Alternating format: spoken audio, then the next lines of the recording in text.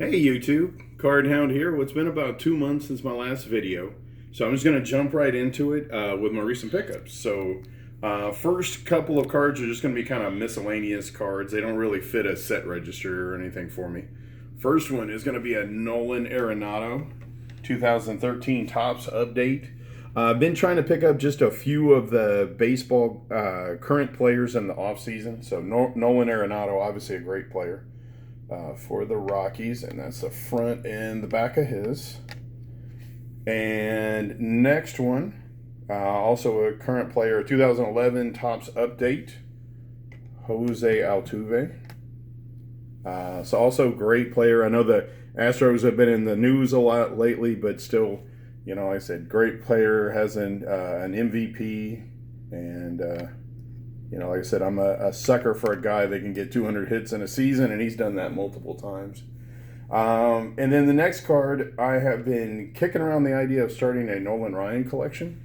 So that's a first Nolan Ryan card. So how about a 1989 Fleer Glossy of Nolan? So really nice card there. You can really see the glossy finish in person on this one. But, a nice card, was real affordable. So figured I would pick that one up. So that's just kind of a couple of, like I said, just kind of miscellaneous pickups. Everything else is pretty much going to be for the top 100 cards of the 80s by Mike Payne. I had originally this little stack here with my last video, like I said, I did about 2 months ago.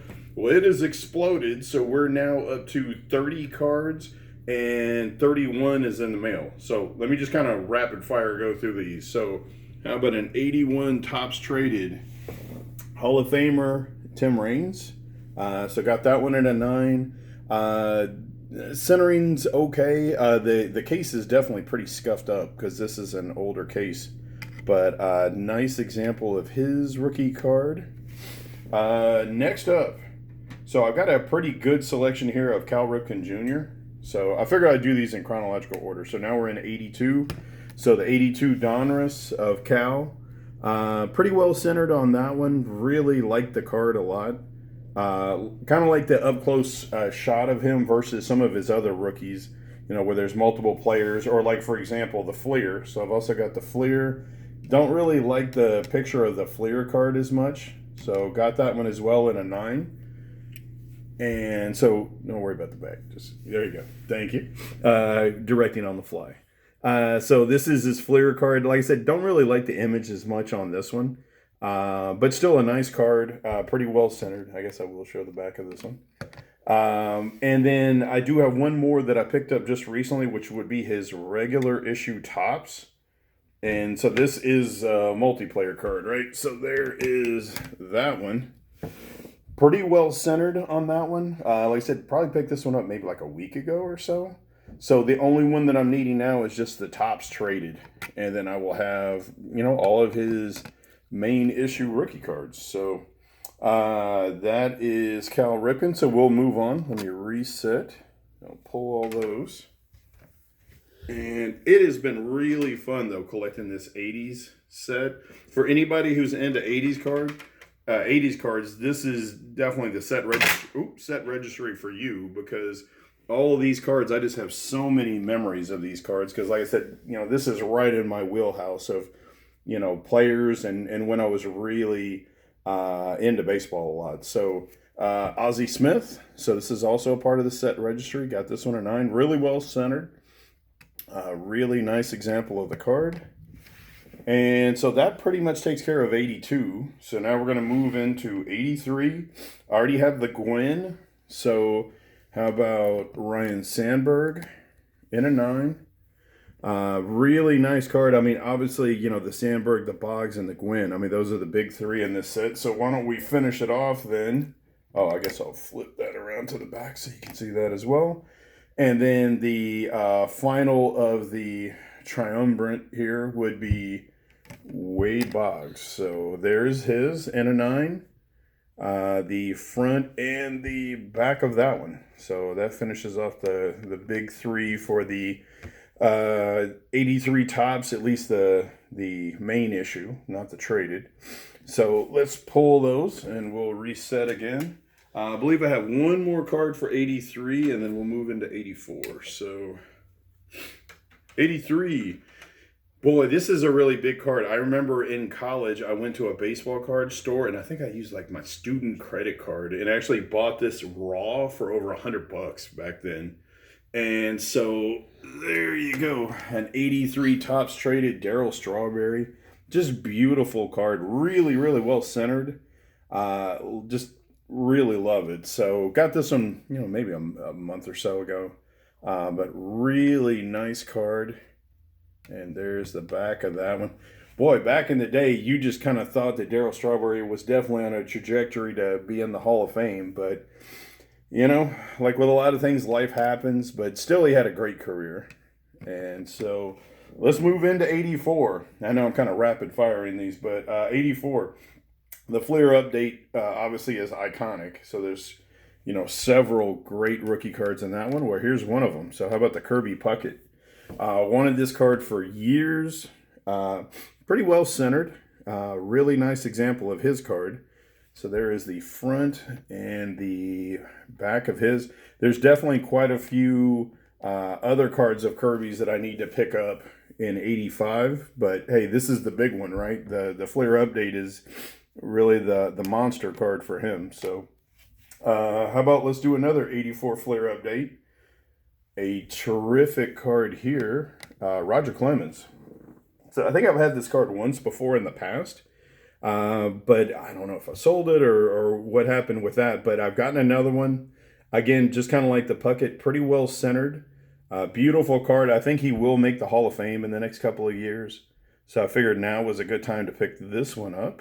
And there's the back of that. So that takes us through 84. So now let's reset again. The next card is going to be a example for me, I guess, of what not to do going forward when it comes to collecting, and that is this 85 Mark McGwire.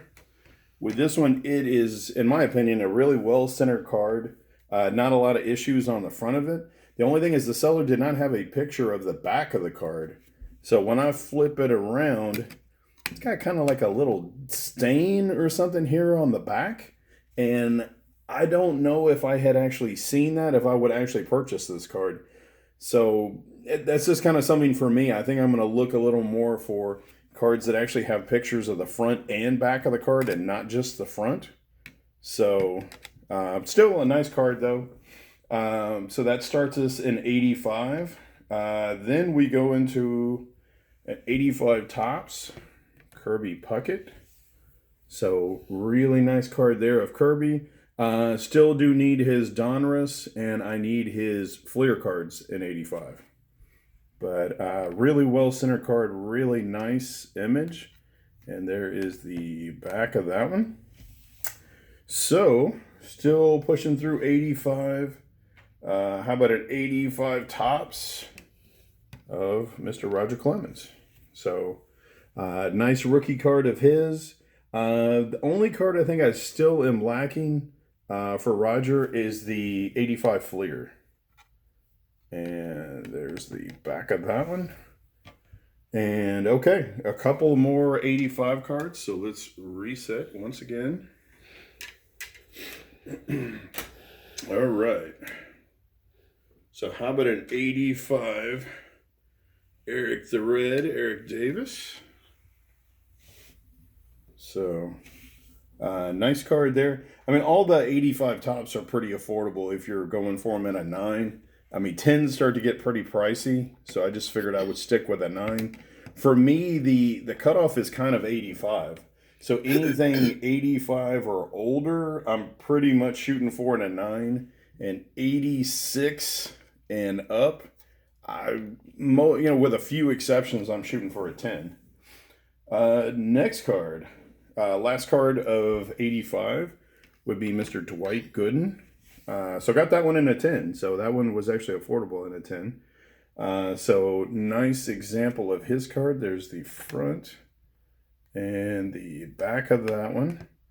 So like I said, that takes care of 85. So we're basically halfway through the decade at this point. And also love the 85 Donruss set, the black borders, just really beautiful cards.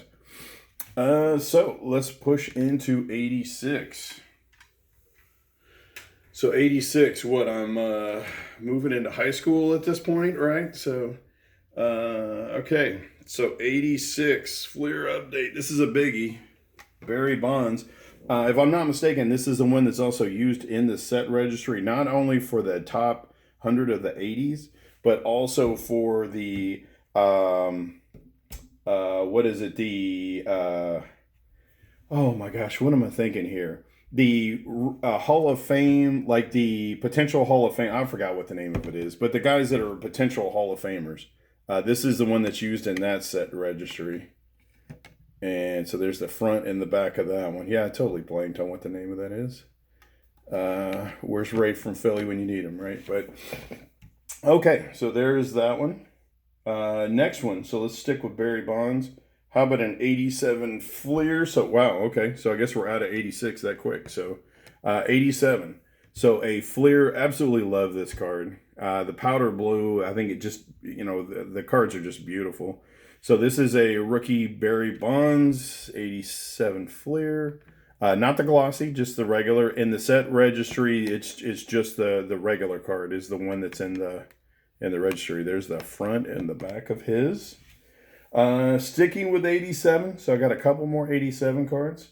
So how about a 87 Donruss of Barry Larkin? And so, again, another card with black borders, really nice. I don't remember who gave the tip of looking at the baseballs on the side to be able to try to tell as far as the centering. But I kind of tried to do that on this one. Looked pretty well centered to me. Front and the back of that one. And okay, I think I got what, maybe one more? Yeah, I got one more 87, and then we are done with 87. 87, was that the year I actually heard Dire Straits' Money for Nothing for the first time, or maybe that was 86, but yeah, that guitar riff was mind-blowing back then. 87 Topps. Okay, one last one. A biggie. Actually, this is one of my newer cards as well. So a Bo Jackson rookie. Really nice card. I have noticed on these, the centering left to right is pretty easy. The top to bottom, I've actually noticed the top to bottom, like this one, the top to bottom on the back is not perfect. And I think I had a Rafael Palmeiro I showed in my last video where the top to bottom on the back is even worse than this. But that's something that I've known is pretty common for this issue is the centering on the back sometimes is kind of off. But still, really, really nice card. Definitely have quite a few other Bo Jacksons I need to get for this registry. So now we are pushing into 88. Okay, so 88. How about a Tom Glavine? Just a regular issue Topps. Really affordable card there. Looks like he needs some teeth whitening or something on this. It almost looks like he's got yellow teeth or something. But cool card though. Obviously, great pitcher for those Atlanta teams. Hall of Famer. So, great addition to the collection. Like I said, not too terribly expensive there. And then now, so that is it for 88. I definitely do have quite a few 88 scores I need to pick up. The Biggio and the Roberto Alomar and stuff like that. But 89, so we're into the iconic 89 Upper Deck.